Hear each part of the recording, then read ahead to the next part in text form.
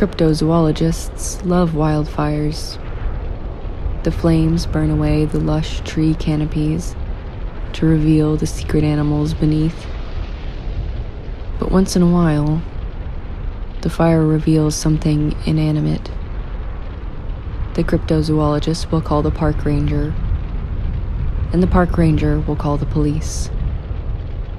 When the police arrive, they cling to their Geiger counters and gas masks.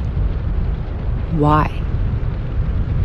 For decades, the government withheld information. Witnesses were chained and theorists were hushed. But I come from a world of terror. I know how to find dangerous information. I present to you the facts. I present to you the truth about the Trinity Desk.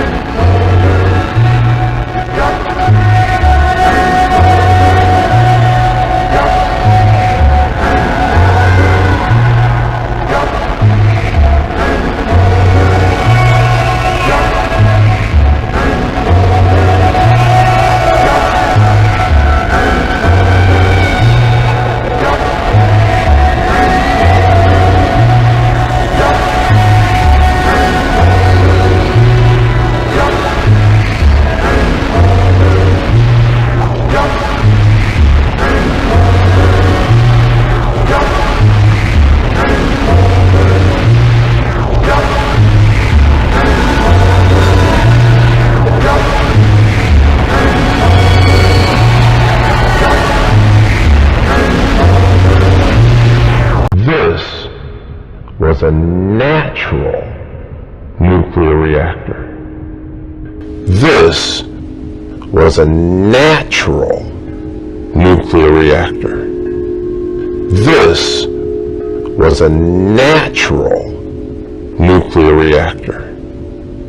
This was a natural nuclear reactor. This was a natural nuclear reactor. This was a natural nuclear reactor. This was a natural nuclear reactor. This was a natural nuclear reactor. This was a natural nuclear reactor. This was a natural nuclear reactor. This was a natural nuclear reactor. This was a natural nuclear reactor. This was a natural nuclear reactor. This was a natural nuclear reactor. This was a natural nuclear reactor. This was a natural nuclear reactor. This was a natural nuclear reactor. This was a natural nuclear reactor. This was a natural nuclear reactor. This was a natural nuclear reactor. This was a natural nuclear reactor. This was a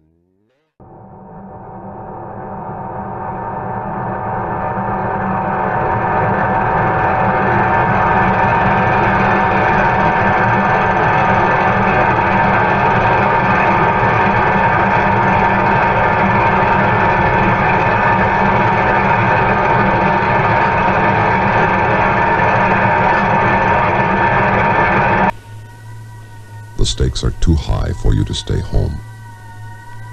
The stakes are too high for you to stay home. The stakes are too high for you to stay home. The stakes are too high for you to stay home. The stakes are too high for you to stay home. The stakes are too high for you to stay home. The stakes are too high for you to stay home. The stakes are too high for you to stay home. The stakes are too high for you to stay home. The stakes are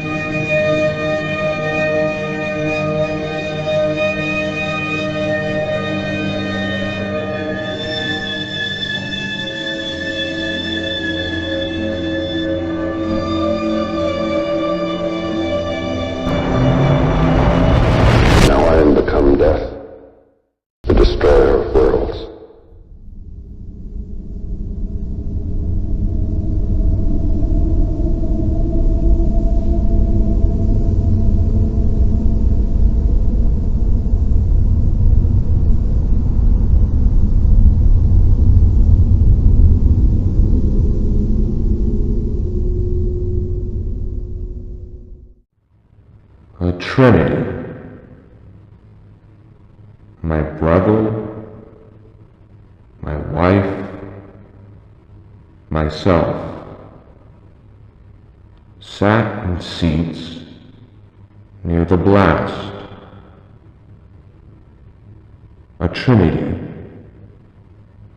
flash, heat, and sand. Our skin blistered under the light of a 3-person god. A trinity. Later, we stood. Frank and Kitty had no friends, but I felt someone unseen.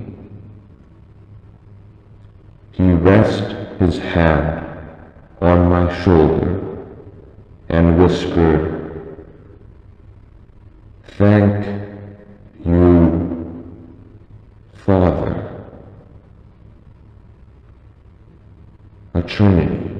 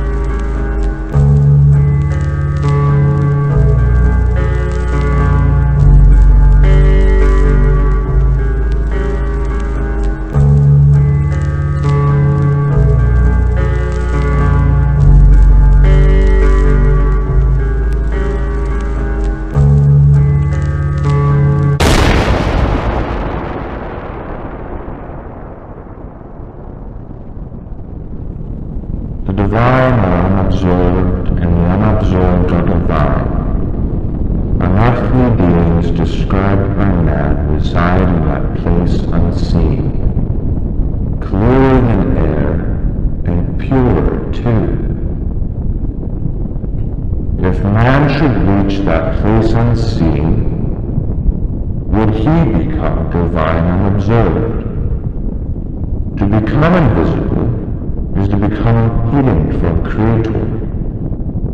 To become invisible is to become left out of laws of nature. To become invisible is to become superior. For an invisible man can rule the world.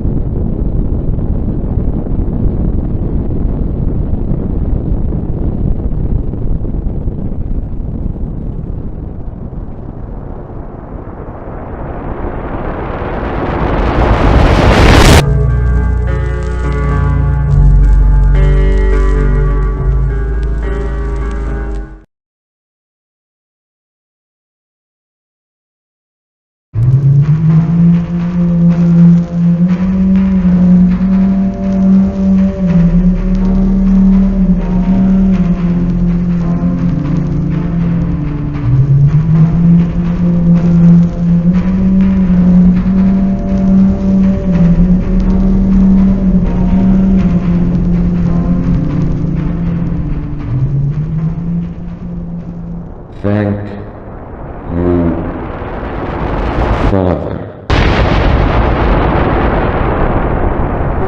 Rapid Cabrado issues, of course.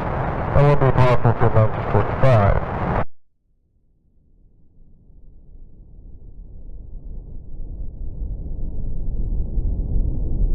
people of my home didn't dream. We dreaded every day, and our history was nightmarish. But when I came to this country, I woke up. Your home has a history of hope. Despite every disaster, the people still dream. The election of ~68 perfectly captures this pattern. It's the reason why I've nicknamed your country. I am thankful to live in this Deanverse. But there is still so much to learn. Both old and new catastrophes feel less real to me. I must connect with your history. I must ask its unanswerable questions. Why did the government finally declassify footage of the horned serpent's inflamed lung? What aerial phenomena are they continuing to hide at Devil's Tower? Was that the same phenomena recorded on the White House grounds? What is America's true self? And one more question. Where is the Leonard Moreland I knew?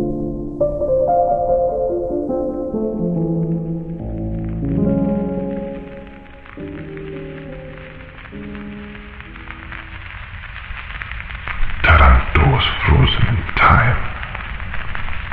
I could have spent my entire life there, but it would be like I was never born. To stay in Taranto would be to stay asleep. Asleep from the rest of the world. I stepped onto the Cleveland on December 10th. It stayed on port all day. It was like a tease or a test. A test for my American dreams. Right before midnight, the Cleveland sailed. I did not go to bed that night. I wanted to see Italy disappear completely. For I want to escape completely.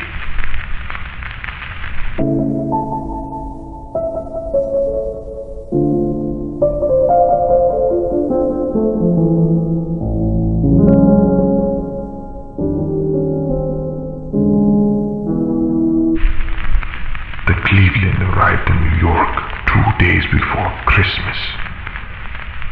Inside the ship, there was so much life, warmth. It insulated our optimism. On deck, there was nothing of the sort. It was cold. It was rainy. It was quiet. In rain, the Statue of Liberty was almost invisible. This was America's welcome. America's cold breath.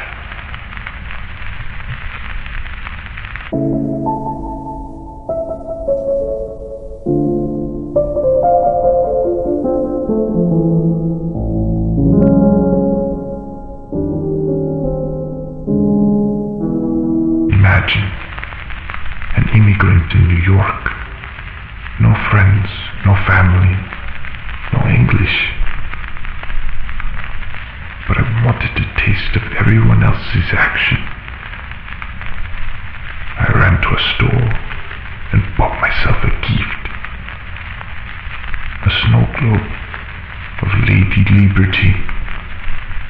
She was underwater, like a fish.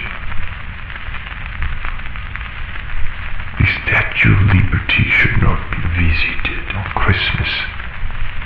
I went because I wanted to feel American. There is a reason why it is closed. On Christmas Day, they let liberty breathe.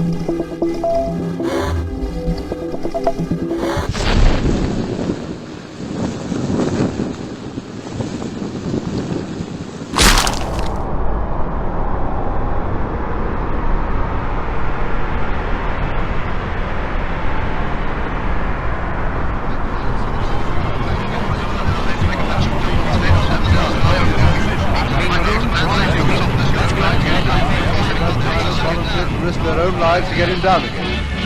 It's a silly story, but what a lovely place to put Mussolini and Hitler after the war. They could stay up there forever, telling each other whose fault it was.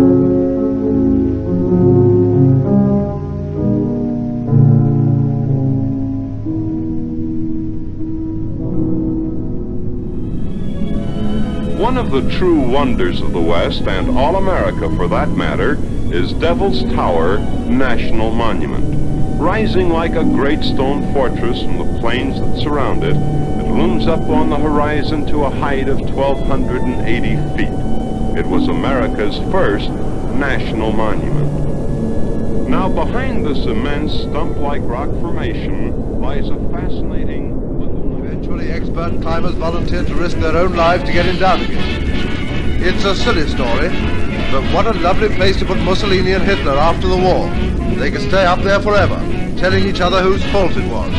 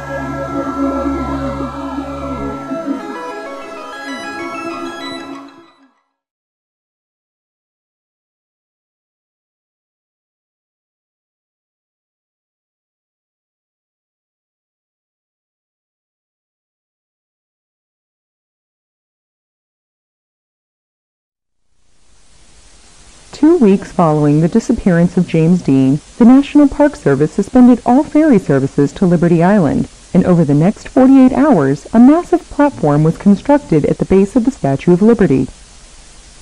Due to the National Park Service's unwillingness to disclose the purpose of the platform and the reluctance of Washington politicians to discuss its costs, news of the mysterious structure's appearance quickly spread across the country.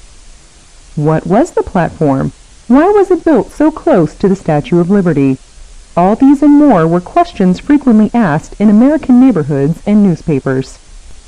Famous writers like Charles Beaumont and Rod Serling wrote their theories in exciting opinion pieces, while scientists like Hugh Everett and J. Robert Oppenheimer illustrated their own speculations in intricately detailed diagrams.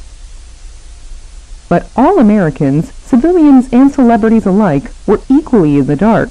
Nobody knew why there was a massive platform on Liberty Island. Shortly after the cement of the platform had visibly dried, workers surrounded the structure with robust titanium fencing, inside of which thousands of chairs were installed, each bolted deep into the photographs of the chairs on Liberty Island were quickly printed on front pages around the country. Photographs of the platform's various angles were televised after news broadcasts to give audience members time to scrutinize over visual details. Many of these hastily edited slideshows were looped for an additional 15 minutes to allow family units to gather in living rooms and analyze the platform as closely as possible. The broadcasts, though strange and unprecedented, were well received for uniting families in the evenings. On the third morning after the platform's completion, workers were seen lining the entire island with large explosives. Every acre of land around the Statue of Liberty and the platform's metal fences was covered in an intricate web of electrical wires wrapped around bundles of dynamite. The sight greatly concerned New Yorkers. Due to unsubstantiated rumors of an impending atomic bomb test on Liberty Island, roadways became violently congested with traffic and airports were suddenly packed with newly registered passengers. Many civilians wanted to leave the East Coast in order to avoid any potential shockwaves produced by the Liberty Island explosive. While law enforcement and regional government officials urged the public to remain calm and at home, no concrete reasoning was ever provided. Ambiguous explanations from many mayors and governors only worsened the widespread anxieties. Numbers of missing children dramatically increased in the afternoon as groups of siblings refused to stay put with parents at home and decided instead to seek shelter out west. Cats, dogs, and other domestic animals ran freely through city streets, released by their owners in an attempt to spare their lives. Dog, cat, and snake attacks became common in all major cities. In New York City, Chicago, Los Angeles, and Miami, curfews were dispatched to collect loose pets. 1 in every 5 servicemen sustained injuries from agitated animals. Even the incumbent president was attacked by a dog which had passed through the White House fence. Rushed to the Walt Disney Hospital to treat injuries, the president remained indoors for the rest of the day. In the evening, she requested a full explanation be provided by a representative of the National Park Service on live television. There would be no response, and an hour later, at 6 p.m. Eastern Time, the explosives on Liberty Island detonated. The resulting shockwave caused the Statue of Liberty to visibly totter. Fires erupted on all trees in the area. Since the fencing and chairs were bolted into the ground, the platform remained completely unscathed. However, the surrounding inferno released massive clouds of ash into the sky. Passing ships and aircrafts recorded the hellish scene on film. Ferry services were reopened by the National Park Service to allow firefighters access to the flames. By 7 p.m., all plant life had been decimated, and the Statue of Liberty had become even more oxidized from being exposed to high temperatures. A nuclear attack on Liberty? Construction gone wrong? Headlines provided no more clarification than your next-door neighbor.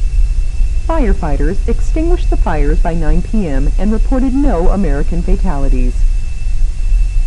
At midnight, cameras captured the activation of a spotlight on the Liberty platform.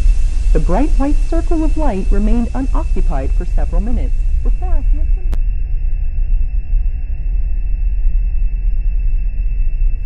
After Clift spoke, James Dean, alive and well, joined. And one more question. Where is the Leonard Moreland I knew?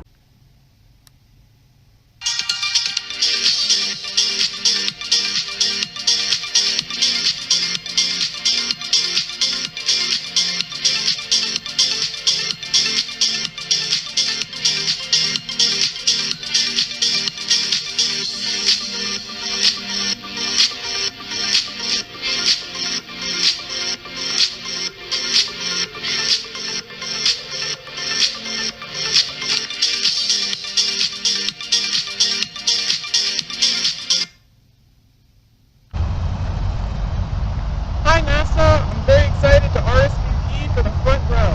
This is the chair that I'll be bringing. I picked this chair because I take it on camping trips every year with my dad when we go on road trips around the U.S. I'm so excited to be joining you.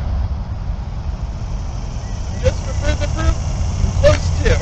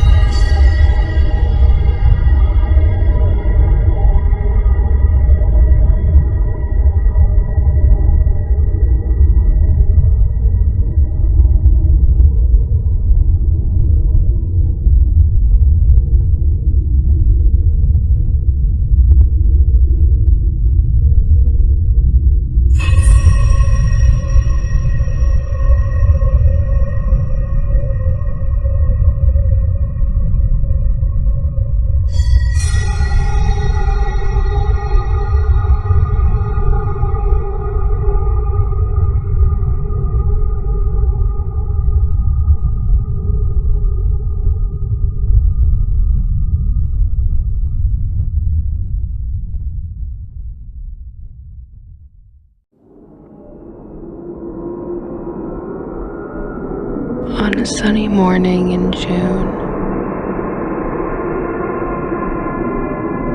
a woman took her dog for a walk. They went to the grassy field behind their neighborhood. On this day, the husky would not stop barking at the woods nearby. The woman followed as the dog pulled the leash forward, snout close to the ground. The dog settled to stay put on one side of the meadow and began to excitedly dig away at the dirt. As she tried to stop her pet from tearing out more grass, she noticed a video camera in the pit the dog had dug. The camera was clearly buried by someone. She couldn't imagine why. The video camera was intact and in good condition, with the exception of a few scratches. She activated the camera and viewed the 3 clips in its memory. They featured multiple takes of a girl in a NASA shirt. proudly displaying a red folding chair. In the background of each clip, the woman could see distortions in the air, like heat waves running along the tree line. After watching the videos, the woman heard a whimper and saw her husky being dragged into the woods.